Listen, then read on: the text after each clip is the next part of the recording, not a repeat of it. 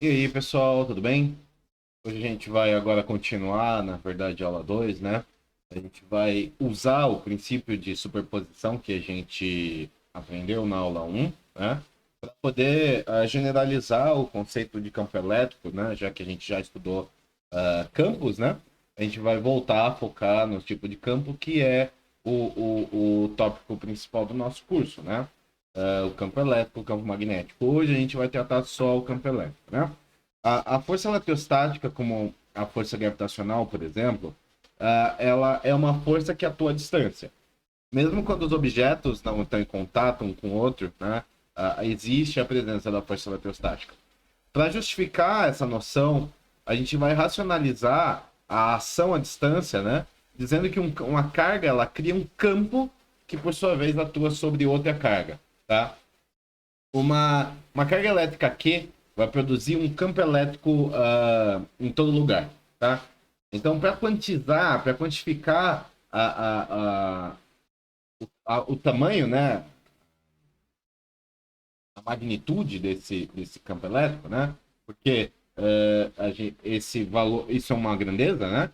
Então, para a gente poder quantificar a força que o campo do campo criado por uma carga, né? A gente pode medir a força como uma carga Q teste, uma Q0 teste positiva, né?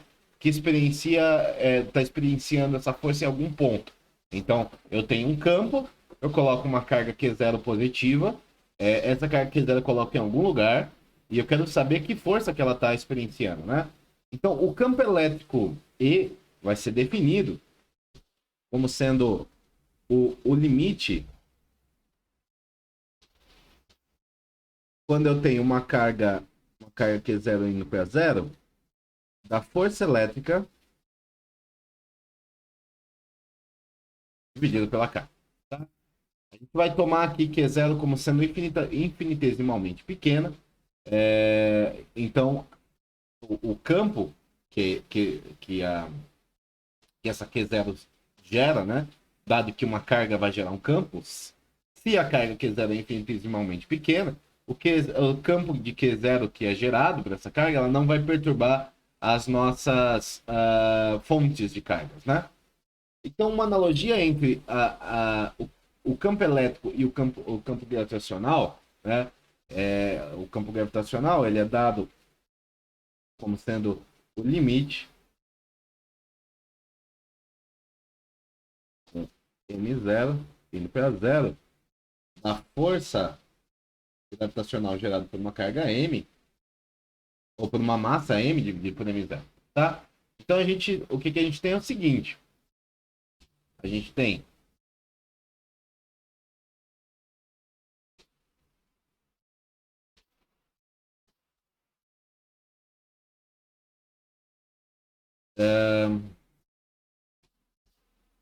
uma configuração desse tipo.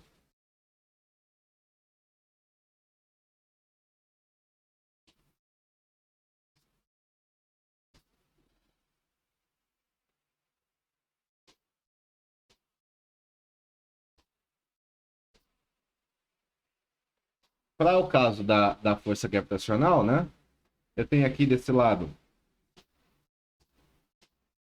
uma carga m, não, uma massa m, uma distância r, e aqui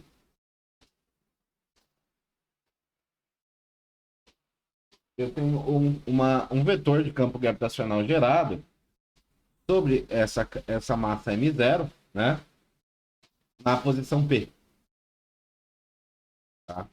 E aqui é o versor R chapéu, né? Para o caso do campo, por caso análogo em campo elétrico, né? Aqui eu tenho um dó aqui porque tá chovendo, a cachorrinha tá morrendo de medo. Aqui eu tenho uma carga positiva, que é a carga Q0, teste. Aqui eu tenho uma carga negativa.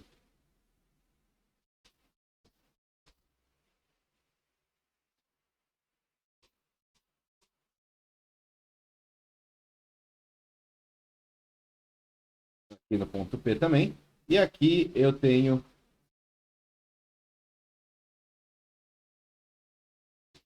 o campo elétrico. Tá? Então, da teoria de campos, né? A teoria de campos vai, do ponto de vista da teoria de campo, a gente vai dizer que essa carga Q, ela está criando um campo elétrico E, que exerce uma força FE, né? Que vai ter módulo Q0 vezes Z, nessa carga teste Q0, tá? Então, se a gente usar a definição do campo elétrico, dado pela equação do limite, né? Dado por essa equação aqui, de cima, e usar a lei de Coulomb, né? O campo elétrico, né? Numa distância R, saindo de uma carga pontual Q, vai ser dado por E igual a 1 sobre 4π epsilon 0 Q sobre R2 é chapéu. Tá? Então, se a gente usar o princípio de superposição, né, o campo elétrico total gerado por um grupo de cargas é igual à soma vetorial dos campos elétricos individuais, né, de cada carga individual. Então, pelo princípio de superposição, o campo elétrico total vai ser a soma vetorial dos campos elétricos individuais, que é a soma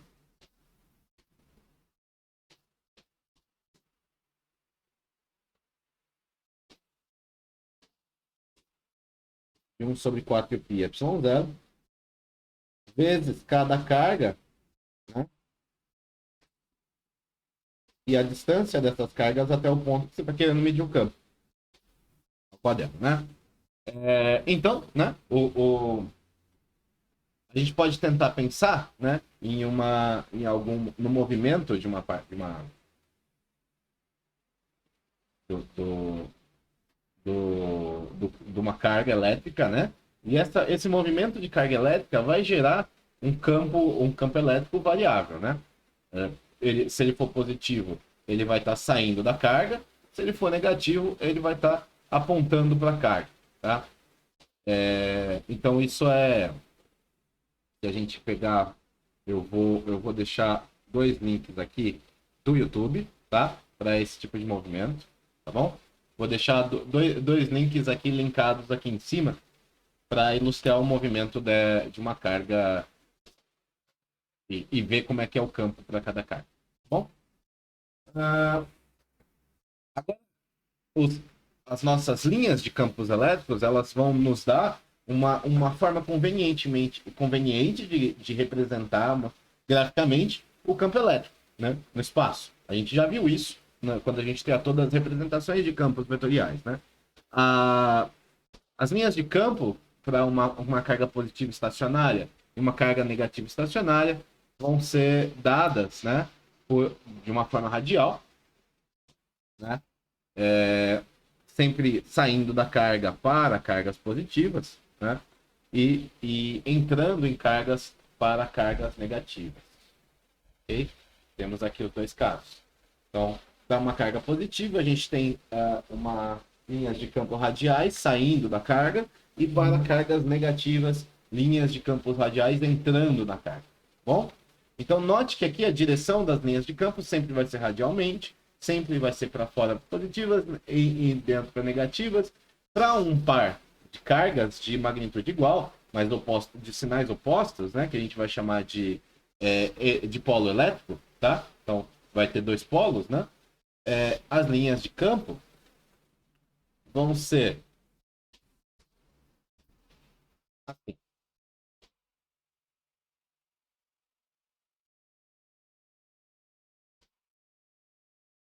Okay? Então, saindo do positivo, entrando no negativo, nas partes mais afastadas do centro do dipolo, essas linhas vão para o infinito, ou vêm do infinito, né? E no meio elas saem do positivo e entram no negativo as mesmas linhas que saíram no positivo, né? Então, aqui a gente vai ter algumas considerações, né, sobre o campo elétrico, né? O padrão de linhas de campo elétrico podem ser obtidos considerando uma série de situações. Primeira coisa que a gente precisa considerar para poder representar os padrões de linhas de campo elétrico é a simetria. Então, para cada ponto acima da linha que une as duas cargas, tá, existe um ponto equivalente abaixo dela. Então, o padrão deve ser simétrico em relação à linha que une as duas cargas. Tá? Então, perceba que se a gente nessa figura traça uma linha aqui no meio, é simétrico em cima e embaixo. Tá? Tá dando tanta dó do cachorro, coitada. Ela tá desesperada com o trovão.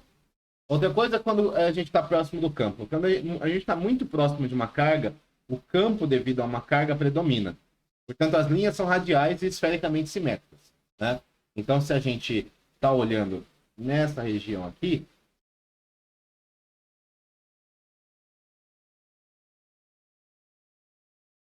okay? Um pouquinho mais.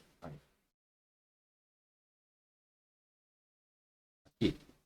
Aqui a gente vê que dentro desse círculo as linhas são praticamente radiais, né? Porque a gente está muito próximo da carga, justamente porque se torna radial, porque a perturbação da outra carga é muito pequena, né? Então, para campos longes, né? Para campos longes do sistema de cargas, o padrão ele precisa aparecer como se fosse de um único ponto, né? Uma carga de um único ponto. Portanto, o Q vai ser o somatório das cargas, né? Q vai ser o somatório das cargas. Então, dessa forma, as linhas, elas precisam, ou elas precisam sair radialmente da carga, né? Se forem cargas positivas, né? Entrar radialmente na carga, se forem cargas negativas, ou tem que dar zero, né? Se a gente tiver um balanço de somatória igual, né? De cargas positivas e negativas. Então, muito longe, se a gente estiver muito longe da fonte, tem que se comportar como se fosse uma única carga pontual de magnitude igual ao somatório das cargas que estão lá dentro. Tá? Então, se a gente tiver um ponto nulo, né? Esse é o ponto em que o campo elétrico vai dar zero. E nenhuma linha de campo pode passar por ele. Então, as propriedades dos campos, das linhas de campo elétricos, elas vão acabar sendo resumidas da seguinte forma. Primeiro, a direção do campo elétrico, tá? Do vetor campo elétrico E, né?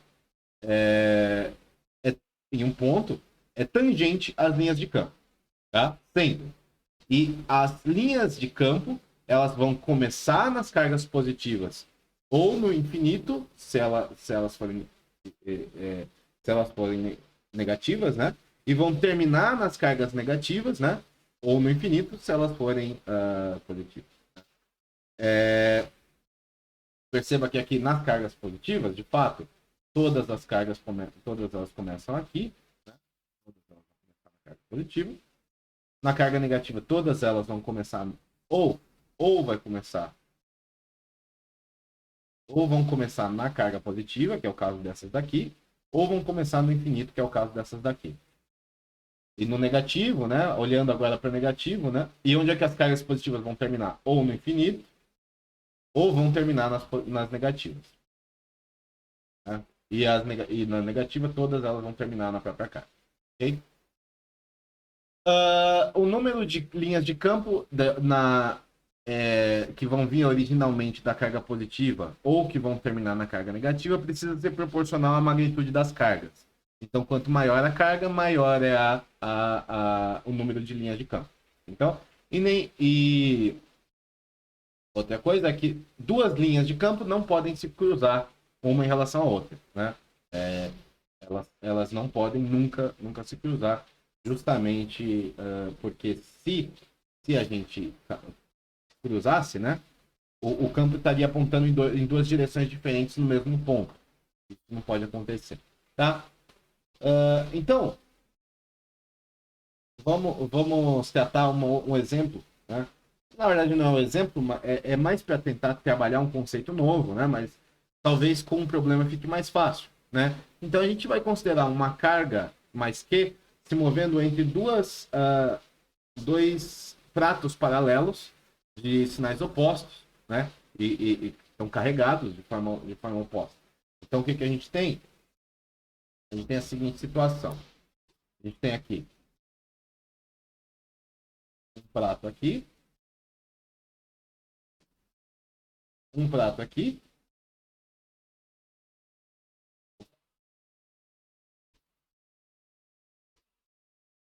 Esse prato é carregado positivamente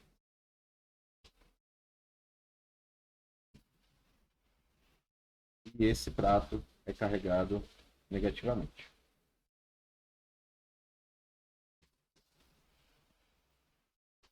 Aqui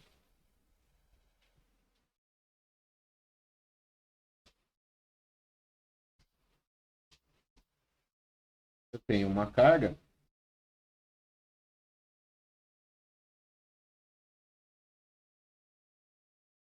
tá? Uma carga positiva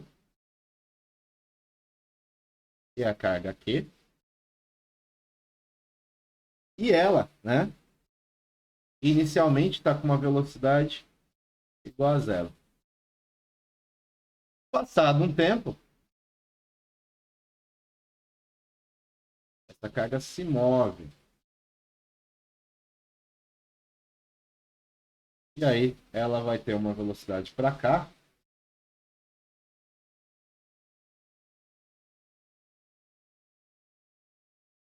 Uma velocidade V.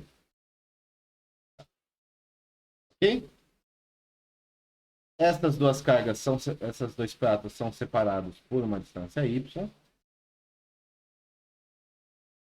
E aqui eu vou ter gerado do positivo para o negativo o campo elétrico E. Então, agora o campo elétrico entre os pratos, né? Ele vai ser igual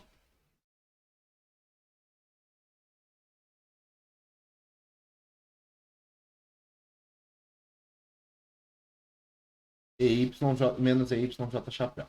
Tá? Que esse Y é o índice, tá? Aí Y é positivo, tá? Então, mais para frente a gente vai mostrar que o campo elétrico dessas regiões, quando a gente separa infinitesimamente os pratos, né?